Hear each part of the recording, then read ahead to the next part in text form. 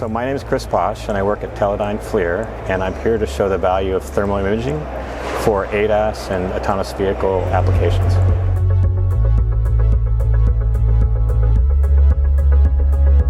I'm displaying thermal imaging in conjunction with visible cameras, and I'm showing a product we call Conservator, which is a cloud-based data management system for thermal images and visible images for perception engineers. And we're also showing a product called Prism.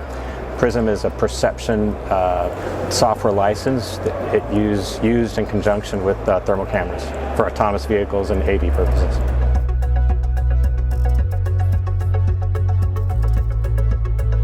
Right, so current vehicles, ADAS vehicles, or even robotaxis will use a combination of sensors.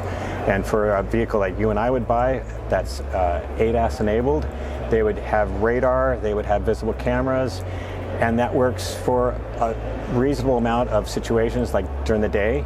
Well, thermal cameras can help expand the operational domain of those systems to work during the nighttime and fog and rain, basically make the car safer for a variety of situations.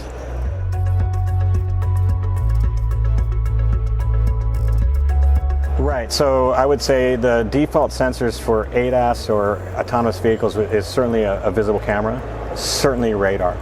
And so now there's two other sensors, or a number of sensors. I would say LiDAR, which has been a big talk lately about for self-driving vehicles, but there's also thermal imaging. It's becoming more and more interested, companies are becoming more and more interested in thermal imaging and how to help the visible camera when it has challenges. For example, driving into the sun or fog or nighttime or snow. There's a lot of cases where the visible camera is going to have challenges, and the thermal camera helps to fill those situations. And in other words, a visible camera might get you 90% of the way, while a thermal camera will help really get those challenging situations covered.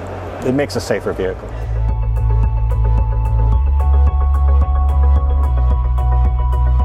Good question. So yeah, if I was an ADAS system engineer and I would know I would have visible cameras and I know I'm going to have radar, those are basically defaults in the industry now. As far as if you're going to make a new car, you probably have those two sensors.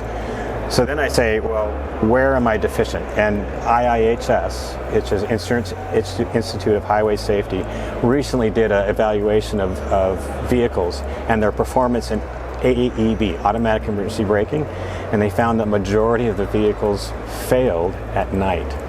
So it's clear that the visible camera can do a great job in certain times of day, in certain situations, but it fails in other times, and specifically that is nighttime in those challenging weather conditions. And that's where thermal cameras are going to come in and help complement the visible camera and the radar to make a safer vehicle.